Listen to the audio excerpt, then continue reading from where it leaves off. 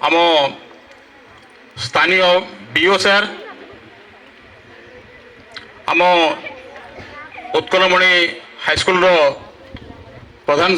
शिक्षक श्रीयुक्त पुरोहित sir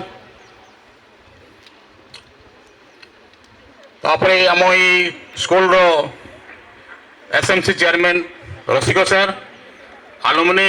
5T आलुमिनी सभ्य श्रीयुक्त कर्ण sir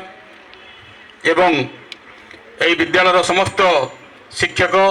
शिक्षयित्री कर्मचारी एवं सर्वोपरि मो सामने बसी समस्त कुनि कुनि छात्र छात्री अभिभावक अभिभाविका समस्त को यही वार्षिक उत्सव मोर हार्दिक बड़ा अभिनंदन एवं शुभेच्छा ज्ञापन करुछि।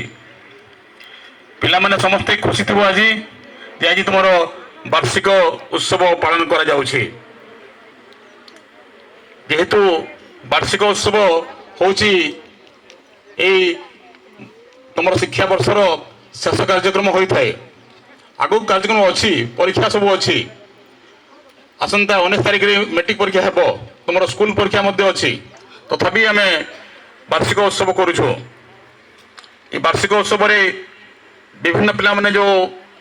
प्रतियोगिता रे भाग नहीं तांको पुरस्कार मध्य दिया जिवो। तापरे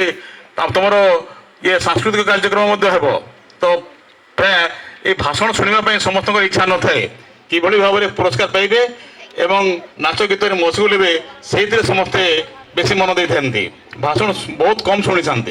मु बेसी भाषण करी नहीं मात्र 2 मिनिट कहि पिला माने जे आम जो शिक्षा ग्रहण करुछु ये शिक्षा केवल मार्क पाई चाकरी करवा शिक्षा नुह एटा शिक्षा हूँ चरित्र गठन करवा शिक्षा। तुम देखि स्कूल आगरे लिखाई थाए विद्या ददाति विनयम अर्थात विद्या हमको विनय गुण दी थाए विनय गुण। तो यही विद्या बा शिक्षा जो आम लाभ करुचु आम गोटे भल मनीष भाव में आम गढ़ी उठा केवल मार्क मार्क मतलब फर्स्ट क्लास तुम B1 B2 A D एंता ग्रेड ग्रेड पाले मैंने काम दे भल मनीष भावटा हूँ ठीक तुम चरित्र हूँ मेन कथार अच्छे चरित्र हूँ आम क्यारेक्टर हूँ गोटे व्हाइट पेपर उपर जेनता गोटे ब्लैक डॉट टे पड़गला माने दलाल नु दिसी ठीक सेंता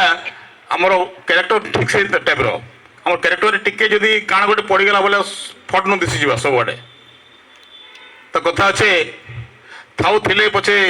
गुण हजार चरित्र नथिले सबु असार से लगी आम निजर चरित्र के आम निश्चित भाव में आम समस्ते मार्जित कर रखमा आ गोटे व्हाइट पेपर फुलिया रखमा ताके कौन प्रकार ब्लैक स्पॉट नहीं पड़वा कथा। तापरे तुम जानिछ आजिकल पाठ पढ़ीदे पिले बड़ लोक हो गले मन कर गोटे देख डाक्तर माने इंजीनियर माने बहुत पाठ पढ़ी आईएएस ऑफिसर भी होन किंतु से तार मस्तिष्क एंता जे दुर्नीति करी जेल भी जाऊन। बहुत डाक्तर माने जेल गले न बहुत इंजीनियर गले न बहुत आईएएस ऑफिसर माने भी जेल जाऊन कहीं कि तांकर मानसिक विकास नहीं से पाठ पढ़ी बौद्धिक विकास होती किंतु मानसिक विकास नहीं बुझीपार। तो से आम पाठ पढ़ा सहित आम चरित्र की आम ठीक हिसाब से गढ़ी उठमा। तो आ गए कथा पिले देख patience is bitter but its fruit is sweet. धैर्यटा आमको पिता लगसी किंतु धैर्य धरिकी जे पाठ पढ़सी तार फलटा बहुत मीठा लगसी। एंदा एंदा मोर दुकान मिठा नहीं सीटा स्पिरिचुअल मीठा से मीठा जिते बड़े सोर लगवा तुम माने मुखमंडल गोटे सीमित हास्य पलि आसवा स्माइल फेस आसीजा क्या आसी कि मैट्रिक रिजल्ट जदि तुम जदि A1 पाई कि A2 पाई कि B1 B2 जदि पाई बोले तुम जिते बड़े भी तुम पाठ पढ़ी जिते बड़े तुम जो माने घर द्वारी हो कि चाकरी बाकरी कर कि जो दुख समय आसवा मैट्रिक रिजल्ट जो तुम मन पड़ जा तो मुहे गोटे स्मित हास्य पलि आसवा सारा मीठा खाला वाला लगवा बुझला। तो आम पहला पेशेंस धर्मा तापर आ गोटे कथा अच्छे लर्निंग फ्रॉम फेल्योर आम फेल्योर ठानु माने शिखवा जे जे केभे नहीं भूल करी बोले से केभे शिखी नहीं पारे जे भूल करी जे से शिखी पारबा